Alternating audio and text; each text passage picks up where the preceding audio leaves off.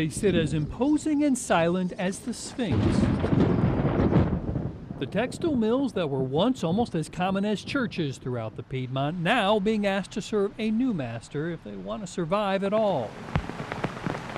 These were more than buildings that produced the fabric that clothed much of the free world.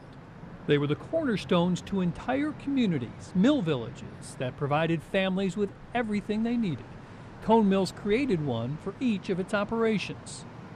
It was Proximity Revolution in White Oak, and there was a certain competition between the three of them, but you let an outsider come from somewhere else, and then they all banded together. Well, yes, to be from Revolution, to be from Proximity, was a big part of your identity.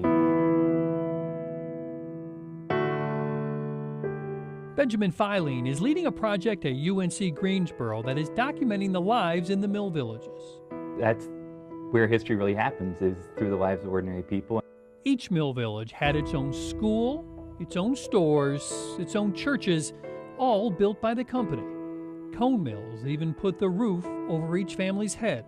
We moved to White Oak on 20th Street, February 1926. We moved in a little three-room house, paid 69 cents a week. Lily Crumb's story is the story of 1,000 voices rarely heard, like the Weavers, a mill working family from Proximity with 14 children. So who are we seeing here? Well, this is Ann Dixon. Lisa Shear is part of a similar but separate photography project that combines photos from the past with her new images, including Jordan Whiteley in front of the Proximity Mill where his grandfather worked. What they didn't have in material comfort, they had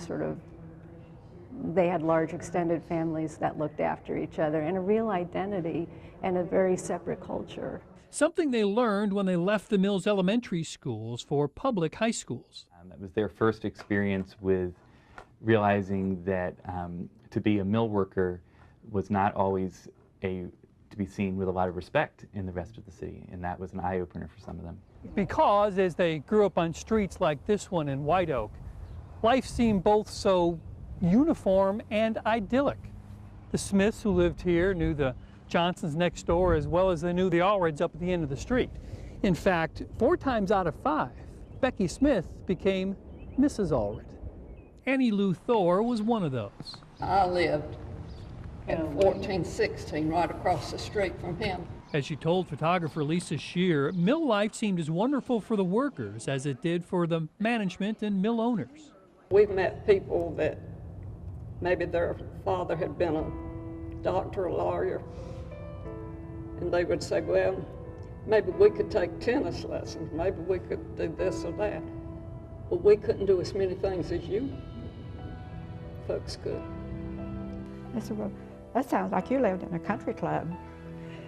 And I guess we did, and we were not even aware of it. A life now documented through their own words and images. I think it's important to look at the history of this place through the perspective of the people that live there. And I think that these family photographs are as much a part of the historical record as anything else. A record that lives on in black, white, and every color in between. Bob Buckley, Fox 8 News.